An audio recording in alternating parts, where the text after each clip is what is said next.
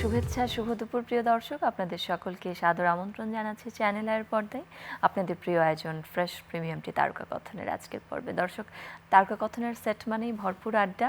আজকেও আমরা আড্ডা দেব এবং আজকে আমরা দুটি বিষয় নিয়ে কথা বলবো এবং দুটি আমাদের সকলের সাথে একেবারে মিশে আছে, আমাদের ভীষণ প্রিয়। একটি হলো ক্রিকেট এবং আরেকটি হলো গান। ক্রিকেট মানেই উত্তেজনা, ক্রিকেট মানেই রোমাঞ্চ, ক্রিকেট মানেই আমাদের বিভিন্ন সময় আমাদের উত্তেজনায় ভরপুর রাখার একটি বিষয়।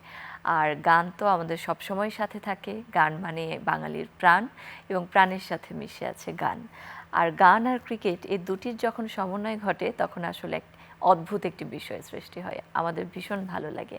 আজকে আমাদের সাথে যে দুজন অতিথি সংযুক্ত হয়েছেন তারা দুজনেই ক্রিকেট এবং গানের দুটির সাথেই সম্পৃক্ত হয়েছেন এবং আমাদের সঙ্গে যিনি আছেন একজন অতিথি, তিনি আসলে বাংলাদেশের খেলাধুলার যত গান রয়েছে তার সঙ্গে নিজেকে দারুণভাবে সম্পৃক্ত করেছেন। আমরা দেরি করতে চাই না, আমরা অতিথিদের কাছে চলে যেতে চাই। শুরুতেই আমাদের সঙ্গে রয়েছেন রবিউল ইসলাম জীবন এবং আমাদের সঙ্গে রয়েছেন সাম্যব্রত দৃপ্ত। দুজনকেই স্বাগত তারকা কথনের সেটে। এবং শুরুতে আমি যেভাবে বললাম ক্রিকেট এবং গান, দর্শক আপনারা ইতিমধ্যেই জানেন চলছে বিপিএল 2026 এবং আজকে সিলেট টাইটান্স এবং রাজশাহী ওয়ারিয়ার্স তারা মুখোমুখি হচ্ছে স্টেডিয়ামে সেকেন্ড কোয়ালিফিকেশনে। তো সেক্ষেত্রে এই দুটো দল দুটোর সাথেই আপনি সম্পৃক্ত, কারণ এই দুটোর থিম সংই আপনার লেখা এবং রাজশাহী ওয়ারিয়ার্সের থিম সংটি দৃপ্ত গেয়েছেন। আপনার কাছে আসবো, শুরুতেই থিম সংটা নিয়ে একটু শুনি আপনার কাছে। প্রথম হচ্ছে রাজশাহীর থিম সং।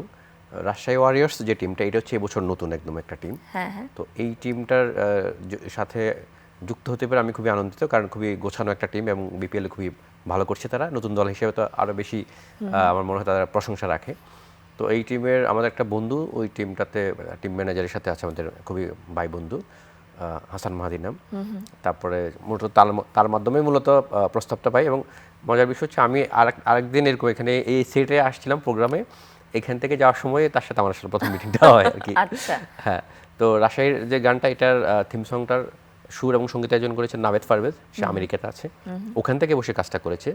আর যে ছেলের যে বয়সটা ওটা দিয়েছে হচ্ছে সাম্যময় দীপ্ত, আর মেয়ের যে বয়স এটা একটা রাজশাহীর একটা কিছুটা আঞ্চলিক ছোঁয়া আছে এটার মধ্যে। জিতে লিবে রাজশাহী জিতে লিবে, রাজশাহীর একটা কথা। রাজশাহীর একটা মেয়ে, চ্যানেলে সেরা কণ্ঠের নদী, সে গেয়েছে এবং এটা ভিডিও আকারে এটা রাজশাহীর ইউটিউব চ্যানেল এবং হচ্ছে তার ফেসবুক পেজে প্রকাশ করা হয়েছে। তো ভালো লাগছে যে এই গানটা ওপেনিং যখন হয় তখন গানটা প্লে করা হয়। এছাড়া প্রতিটা ম্যাচে যেহেতু রাজশাহী অনেক ভালো করছে এবং এটার যে এক্সাইটমেন্টটা এবং গানটাকে তারা রাজশাহীর প্লেয়াররা খুব এনজয় করছে, বিশেষ করে শান্ত রাজশাহীর ক্যাপ্টেন, আমার সাথে কথা হয়েছে একাধিকবার এবং সেও আমাকে গানটা করার সময় ফোন করেছিল যাতে গানটা ভালো হয়, গানটার মধ্যে যাতে সে মজাটা থাকে। এবং গানটা রিলিজ হওয়ার পরে বলেছে ভাই সত্যি বলছে গানটা খুবই ভালো হয়েছে এবং সবাই পছন্দ করেছে। আর আরেকটা গানের কথা বলতে হয় সিলেট টাইটান্স, সেটা ইমরানের সাথে করা, ইমরানের কম্পোজিশন আমার লেখা, কিন্তু এটা কিন্তু অফিসে বের করা হয়নি। গানটা করা হয়েছে কিন্তু গানটা রিলিজ হয়নি এখন। এটা একটা আক্ষেপ, কেন হয় না সেটা টিম ম্যানেজমেন্ট বলতে পারে। কিন্তু এটা একটা আনন্দের বিষয় যে আমি এরকম দুইটা টিমের জন্য গান লিখতে পেরেছি এবং ওপেনিং খেলাটাই হয়েছে কিন্তু রাজশাহী এবং সিলেটের, একদম টুর্নামেন্টের প্রথম শুরু হয়েছিল। আজকে আবার এই দুটো, এর মাঝখানে তো লিগ পর্বে তারা আর দুটো ম্যাচে মুখোমুখি হয়েছে, তো আজকে আবার খেলছে ফাইনালে। যে দল আজকে যারা জিতে তারা ফাইনালে যাবে। তো এটা একটা বাড়তি আনন্দের বিষয় যে আমি দুইটা টিমের জন্য গান লিখেছি, অনেকটা আমার সাথে আমার একটা কম্পিটিশন। এবং সারা বিপিএল আসলে সারা দেশেরই, তো আমি সারা দেশের মানুষই এনজয় করুক সেটাই চাই। এবং আমিও প্রত্যাশা করছি রাজশাহী জিতে লিবে শেষ পর্যন্ত, ভালো খেলা হোক, এটা আসলে আমাদের সবচেয়ে বড় প্রত্যাশা। একদমই তাই। আমরা দৃপ্তের কাছে এবার একটু আসি। দৃপ্ত, কেমন লেগেছে রাজশাহী ওয়ারিয়ার্সের জন্য গানটি গেয়ে? না, খুবই ভালো লেগেছে। আমি ছোটবেলার থেকেই ক্রিকেটের ফ্যান। ক্রিকেট একসময় ইচ্ছা ছিল যে ক্রিকেটার হব, কিন্তু পরবর্তীতে আসলে পড়াশোনা বা মিউজিক সবকিছু মিলিয়ে দেখলাম যে আসলে ক্রিকেটার হয়ে উঠলো না। কিন্তু ফাইনালি যখন ক্রিকেটের কোনো টিমের জন্য গাইতে পারছি, সত্যি খুব ভালো লাগছে এবং এটার জন্য আসলে ধন্যবাদ রবিউল ইসলাম জীবন ভাই এবং বিশেষ করে নাভেদ পারভেজ ভাইকে আমি সবসময় খুবই ধন্যবাদ জানাই, কারণ আমার খুবই ভালো লাগছে গানটা গাইতে পেরে। এবং এই গানটি যখন আসলে বিপিএল এর সেই মাঠে বাজানো হ্যাঁ, যখন হচ্ছে, 4 হচ্ছে, ছক্কা হচ্ছে, রাজশাহী ভালো করছে, হ্যাঁ, হ্যাঁ। তখন তো ওই মোমেন্টাম গুলোতেই তারা আরো বাড়তি আনন্দ পাচ্ছে গানটার মাধ্যমে। সত্যি তাই। এবং আমরা দৃশ্যায়নেও দেখলাম রাজশাহীর বিভিন্ন গুরুত্বপূর্ণ জায়গাগুলি, যেরকম টি-বাদ দেখেছি, রাজশাহী কলেজ, বরেন্দ্র জাদুঘর, এবং রাজশাহীর যেসব ট্রেডিশনাল হ্যাঁ, বিষয়গুলি, হ্যাঁ, এবং কালাই রুটি থেকে শুরু করে এবং সবকিছু। কালাই রুটি শব্দটা গানের মধ্যে রাখা হয়েছে। হ্যাঁ, হ্যাঁ। ইন্টারেস্টিং পার্ট হচ্ছে শুরুতে কিন্তু কালাই রুটি শব্দটা ছিল না, এই পার্টটা, এই শেষের 3টা লাইন যখন আমি লিখি ছিল না। তারপর তাদের একটা চাওয়া ছিল যে কালাই রুটি শব্দটাকে গানের মধ্যে আনতে হবে, তো আমি শুরুতে রাজিও হচ্ছিলাম না যে এই মিটারিং এইভাবে আসলে কিভাবে আনবো। পরে যখন করি তখন খুবই ভালো লাগে। আর রাজশাহী তো বাংলাদেশের অন্যতম সেরা একটা বিভাগ বা নিঃসন্দেহে। একটা শহর, যে পরিষ্কার পরিচ্ছন্ন সব দিক থেকে, এবং ঐতিহ্য, ইতিহাস, কৃষ্টি, কালচার সবকিছুতে আসলে ভরপুর। তো তারা সেই গানের মাধ্যমে এবং ভিডিওটার মাধ্যমে সেটা তুলে আনার চেষ্টা করেছেন। এই জন্য আমার মনে হয় রাজশাহী টিমকে একটা ধন্যবাদ দিতে হয়। এবং আপনাকেও ধন্যবাদ দিতে চাই, দীপ্তকেও ধন্যবাদ দিতে চাই চমৎকার একটি গান আমাদেরকে উপহার দেওয়ার জন্য। এবং আমরা প্রত্যাশা করছি ভালো একটি খেলা হবে, একেবারে ভরপুর টানটান উত্তেজনাময়। আমাদেরও সেটাই প্রত্যাশা যে খেলাটা ভালো হোক। হ্যাঁ, আসলে খেলাটা খুবই ভালো হওয়া দরকার, কারণ নানাবিধ কারণে ক্রিকেট তো এক ধরনের এই মুহূর্তে একটু সংকটের মধ্যে আছে। আমরা জানি যে জাতীয় দলের খেলা, বিশ্বকাপে বাংলাদেশ খেলবে কিনা। তো ওই জায়গা থেকে আমরা খুবই মাঠে আজকে ভালো কিছু দেখতে চাই, এবং হচ্ছে একই সাথে আমরা বিশ্বকাপ নিয়েও খুব ভালো কোনো সুন্দর একটা সমাধান আসলে দেখতে চাই আর কি। একেবারেই তাই। আর দীপ্তর কি রাজশাহীতে যাওয়া হয়েছে কখনো? হ্যাঁ, আমি বেশ কয়েক বছর আগে যখন আমি ভার্সিটির অ্যাডমিশন টেস্টগুলো দিচ্ছিলাম, তখন আমি রাজশাহী ভার্সিটিতে গিয়েছিলাম পরীক্ষা দেওয়ার জন্য। তবে আমার খুবই ভালো লেগেছে, রাজশাহীর পরিবেশটা খুবই গোছানো, খুবই পরিপাটি, এবং সামনে ইচ্ছা আছে যে শুধু কাজের জন্য না, একটু ঘুরতে রাজশাহীতে যাব। বাহ। আমরা রবিউল ইসলাম জীবন আপনার কাছে ফিরে আসছি। ক্রিকেট নিয়ে কিংবা খেলাধুলা নিয়ে আপনার গানের তো শেষ নেই। আপনার সেই গানটি এখনো এত বেশি জনপ্রিয়, জ্বলে ওঠো বাংলাদেশ, মানে এই গানটি আর ক্রিকেট যেন একসাথে মিশে আছে, আমাদের মানে পরিপূর্ণ একটা ব্যাপার কাজ করে। গানটা আসলে শুধু ক্রিকেট না, ক্রিকেট একটা থিম হিসেবে ধরা হয়েছে, কিন্তু ওই গানটার মধ্যে কিন্তু ক্রিকেটের কোনো স্পেসিফিক কোনো শব্দ নাই, যার কারণে এটা ক্রিকেট, ফুটবল, হকি অর্থাৎ একটা দেশের গান, সব জায়গায় কিন্তু প্লে হয়। আর সবচেয়ে ভালো লাগে যখন স্কুল, কলেজ, বিশ্ববিদ্যালয়ে যখন বিভিন্ন অনুষ্ঠান হয়, যেই কোনো, আমি একবার সেনাবাহিনীর এক আর্মি অফিসারের সাথে কথা বলছিলাম, তো উনি বলছিলেন যে ওনাদের যখন প্যারেড হয় তো ওনারা মানে এরকম এই গানটা শুনে আর কি। তো এটা এরকম অনেক জায়গায়, আর দেশের বাইরে, আমি দেশের বাইরে অনেক জায়গায় গানটা শুনেছি, এবং বাংলাদেশে যখন খেলা যেখানেই হয় সেখানেই প্লে হয়, সেটা ফুটবল হোক, ক্রিকেট হোক। তো এটা আসলে বাড়তি এই একটা যে আনন্দ। বিভিন্ন জায়গায় যখন শুনছেন, আপনার লেখা এই গানটি এত বেশি জনপ্রিয় হয়েছে এবং এত জায়গায় মানুষজন শুনছেন বিভিন্নভাবে, তখন কেমন লাগে? তখন তো অসাধারণ লাগে, বিশেষ করে 2011 সালে যখন বাংলাদেশে আর্জেন্টিনা এবং নাইজেরিয়ার একটা প্রীতি ফুটবল ম্যাচ হয়। তো ওই ম্যাচটা শুরু হওয়ার আগে 5টা গান প্লে করা হয়। 4টা গান ছিল ইংরেজি গান, যেহেতু বিদেশি প্লেয়ার, ওদেরকে এনকারেজ করার জন্য। একটা গান ছিল বাংলা, এবং এই গানটা আমার লেখা গানটা, এবং এইটা যখন শেষ হয় তারপরে ম্যাচ শুরু হয়। এবং সর্বশেষ বঙ্গবন্ধু স্টেডিয়ামে, জাতীয় স্টেডিয়ামে শেষ বাংলাদেশ এবং ভারতের যে ফুটবল ম্যাচটা খেলা হলো, যে ম্যাচে বাংলাদেশ জিতেছে 1-0 গোলে, এবং মনে হয় 22 না কত বছর পর ভারতকে বাংলাদেশ হারালো ফুটবলে। এবং সেই ম্যাচ শেষে 2টা গান প্লে হলো, সেকেন্ড গান ছিল এটা, এবং গানটা শুনতে শুনতে মানুষ এনজয় করছে, বাসায় ফিরছে, একটা জয়ের অনুভূতি নিয়ে আসছে। এটা আসলে আমার জন্য অনেক বেশি আনন্দের। সত্যি তাই। আমরা একটু দীপ্ত তোমার কাছে ফিরে আসছি। আর কোন কোন গানে কাজ করা হচ্ছে এই মুহূর্তে? আমি এখন আমি একটু আগের থেকেই বলি, আমি তুফান মুভিতে আমার যে টাইটেল ট্র্যাকটা, সেখানে আমার গাওয়ার সৌভাগ্য হয়েছিল। এরপরে রবিউল ইসলাম জীবন ভাইয়েরই লেখা ইনসাফ ফিল্মের যে টাইটেল ট্র্যাকটা, সেই টাইটেল ট্র্যাকেও আমি কণ্ঠ দিয়েছি। এরপরে রিসেন্টলি আমাদের শাকিব খান মেগাস্টার, ওনার ফিল্ম যে তাণ্ডবের যে একদম এন্ড সং, যেটা একেবারে লাস্টে, সেই গানটা হবে তাণ্ডব টাইটেলের, এই গানটা আমি গেয়েছি। তবে এই গানটা আসলে অডিও ভার্সন বা ভিডিও আকারে রিলিজ করেনি, তবে থিয়েটারে দেখা গিয়েছে।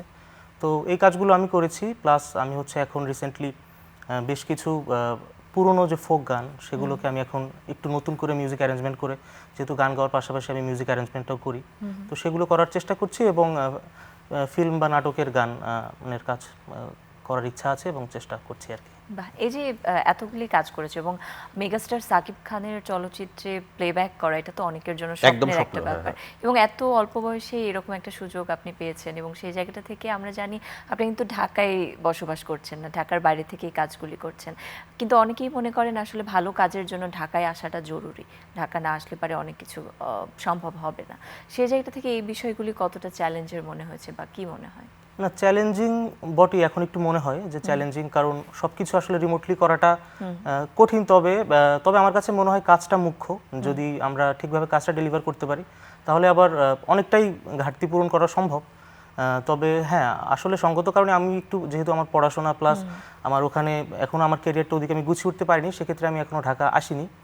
তবে যারা ঢাকায় এসে কাজ করছে তাদের আমার মাঝে মধ্যে মনে হয় যে যেহেতু মোস্ট অফ দ্য কাজগুলো এখানে হচ্ছে, এখানে এসে করতে পারলে ভালো। তবে আমি লাকি মনে করি নিজেকে। ওর একটা প্লাস পয়েন্ট আছে, সেটা হচ্ছে অন্যরা তো অনেকে হয়তো গানটা ভয়েস দেয়, যার কারণে ঢাকায় থাকা ছাড়া তার সম্ভব হয় না শুধু গাওয়া। কিন্তু ওর প্লাস পয়েন্ট হচ্ছে ও গান কম্পোজ করতে পারে, সুর করতে পারে, সাউন্ডের বিষয়টা বোঝে, যার কারণে একটা গান গাওয়ার জন্য ও যেখানে আছে, মানে ঢাকার বাইরে থাকলেও কোনো সমস্যা নেই। অর্থাৎ ঢাকায় এসে বসে কোনো একটা স্টুডিওতে বা কারো মাধ্যমে সে যে গানটা কাজটা করতো, ওটা সে নিজে ঘরে বসে করতে পারছে। এটা ওর জন্য একটা বড় একটা ব্যাপার। অর্থাৎ ও যেহেতু ওই কাজটা শিখেছে, ও পৃথিবীর যে কোনো প্রান্তে থেকে কোনো রেকর্ডিংয়ে এই টাইপের অ্যাক্টিভিটিসে অংশ নিতে পারবে। বাহ, এটা একটা ওর জন্য একটা বড় এবং ব্যাপার। দীপ্ত, আপনি এগিয়ে যান, আরো ভালো ভালো গান করুন, সেটি আমরা প্রত্যাশা করছি। রবিউল ইসলাম জীবন, আপনার কাছে ফিরে আসছি। বর্তমানে নানান ধরনের কাজের সাথেই সম্পৃক্ততা রয়েছে এবং সম্প্রতি সময় আমরা দেখেছি আপনি সিটিজেন জার্নাল 24 এখানে অ্যাসিস্ট্যান্ট এডিটর হিসেবে সংযুক্ত হয়েছেন। এই কাজের অভিজ্ঞতাটা কিরকম? এইটা আসলে মানে একটা নতুন একটা চ্যালেঞ্জ বলতে হবে। নতুন একটা যাত্রা আসলে শুরু করেছি চাকরি জীবনে। আমার বন্ধু তোফাজ্জল হোসেন রুবেল, তো আমরা দুজনে একসময় দৈনিক সমকালে শুরুতে মানে কন্ট্রিবিউটর যেটাকে বলে আমরা কাজ করতাম। এরপরে কালের কণ্ঠে দীর্ঘ সময় আমরা একসাথে কাজ করেছি। তো সেই যাত্রায় সে আমাকে সম্প্রতি মানে আমার সাথে যোগাযোগ করে আর কি, যে আমরা এরকম একটা কিছু করতে চাই, একটা অনলাইন পোর্টাল, মাল্টিমিডিয়া থাকবে, কখনো একসময় হয়তো প্রিন্টেরও একটা স্বপ্ন আছে। তো ওর সাথে কয়েকবার বসা হয়েছে, বসার পরে মনে হলো যে আমরা এরকম একটা চ্যালেঞ্জ নিতে পারি। অনেক চ্যালেঞ্জিং এখনকার সময়ে।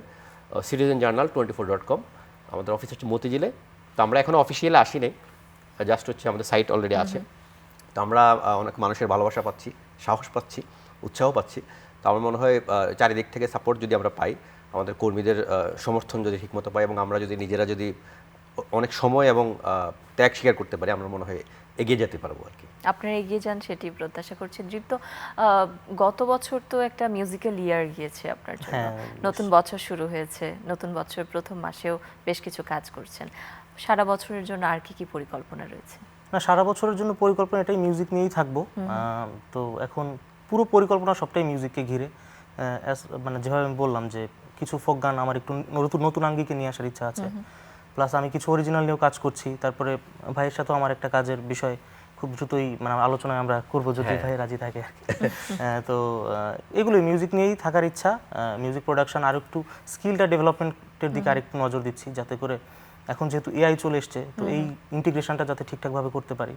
তো সেজন্যই চেষ্টাটা থাকবে মিউজিককে ঘিরেই। আসলে মিউজিককে ঘিরেই যখন চেষ্টা এবং কাজ সব কিছু, সেক্ষেত্রে অনেক সময় তো যেহেতু ঢাকার বাইরে থাকার কারণে অনেক কিছু অ্যাভেলেবল থাকে না। আমরা যদি অ্যাকুস্টিক ইনস্ট্রুমেন্টের কথা বলি, সেটাও একটা প্রতিবন্ধকতা হয়ে ওঠে, তখন আসলে কি করা হয়?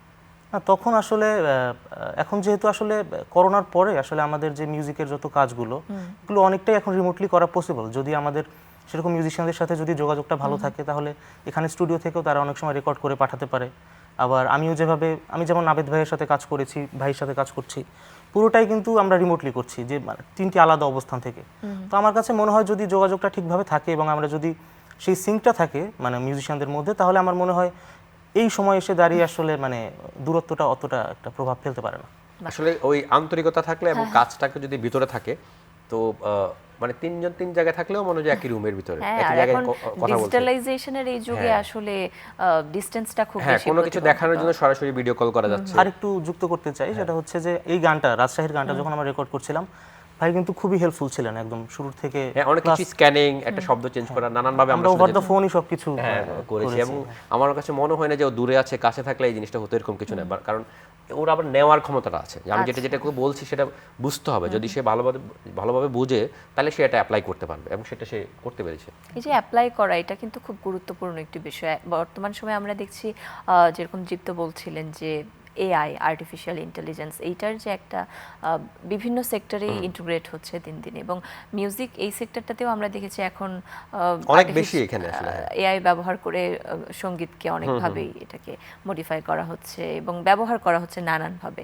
এটার আসলে ইতিবাচক প্রভাবটা কিভাবে পড়ছে সঙ্গীত জগতে? এটা আসলে সঙ্গীত জগতে ইতিবাচক বলা যায় না, নেতিবাচকটাই বেশি। ধরা যাক আমরা যদি এরকম মেশিন নির্ভর হয়ে যাই বা এরকম মেশিনের মাধ্যমে যদি গান হতে থাকে, তাহলে হচ্ছে আমাদের যে মিউজিশিয়ানস যারা অ্যাকোস্টিক করছেন, যারা সুর করছেন, যারা গাচ্ছেন, মানে টোটাল সবাই ইন্ডাস্ট্রিতে যারা কাজ করেন, তো সবার জন্য তো একসময় এটা একটা হুমকি হয়ে দাঁড়াবে যদি এটা হয়।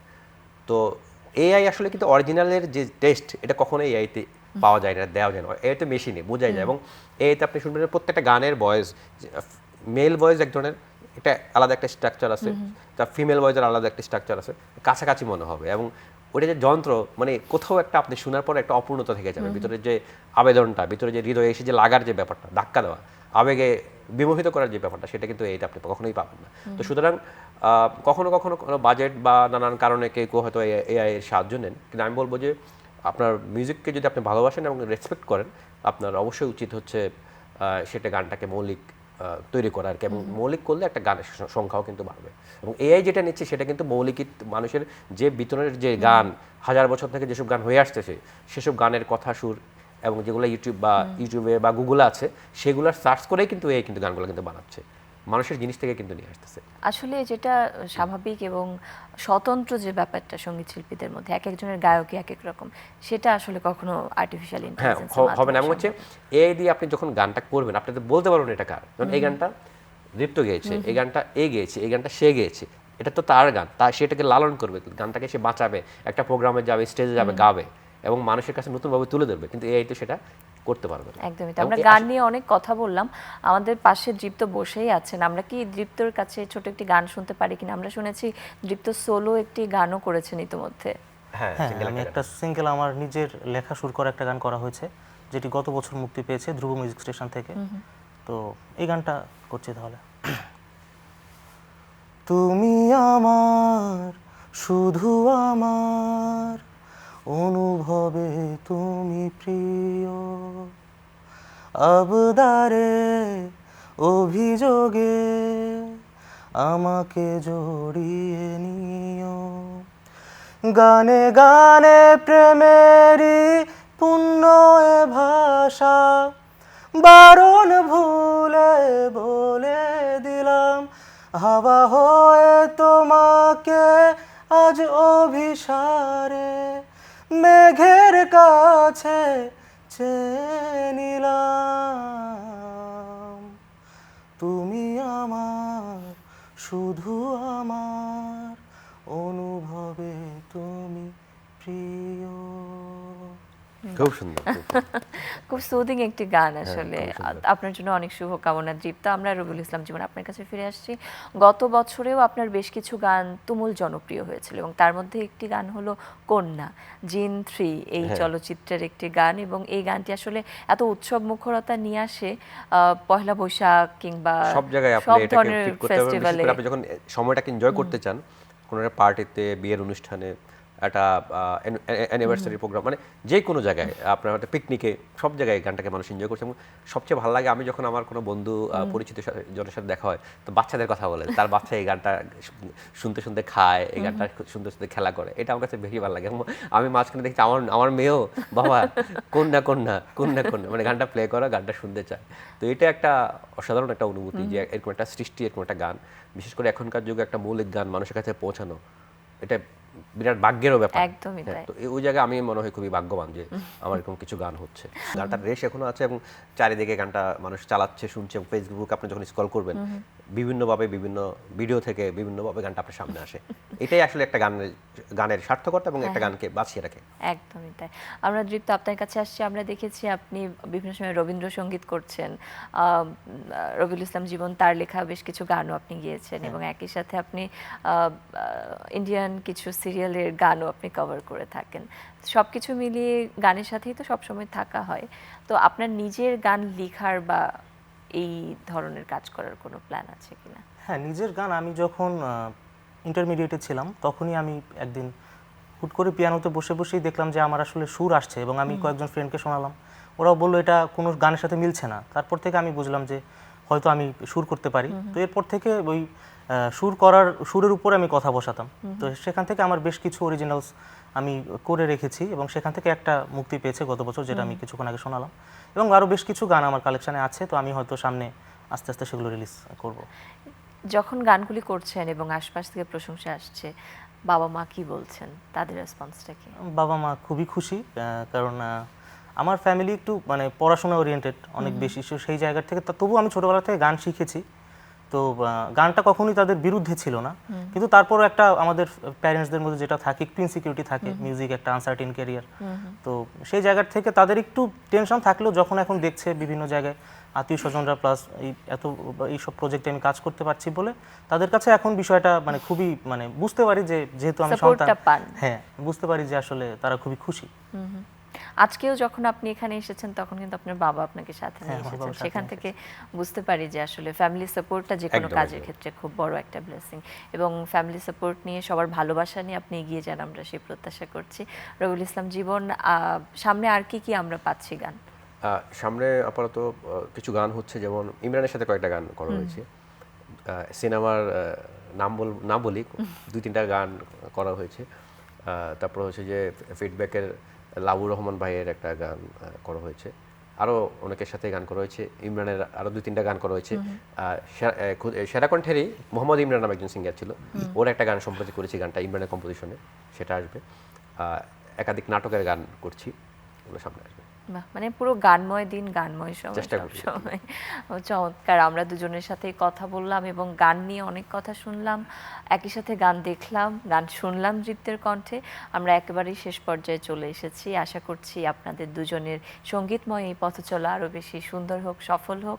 আপনাদের হাত ধরে আমরা আরও দারুণ কিছু গান পাই, সেটা চলচ্চিত্র হোক, সোলো হোক কিংবা অ্যালবাম হোক, সব জায়গাতেই আসলে শুদ্ধ সঙ্গীত, শুদ্ধ সংস্কৃতি আমাদের একটি গৌরবের বিষয়।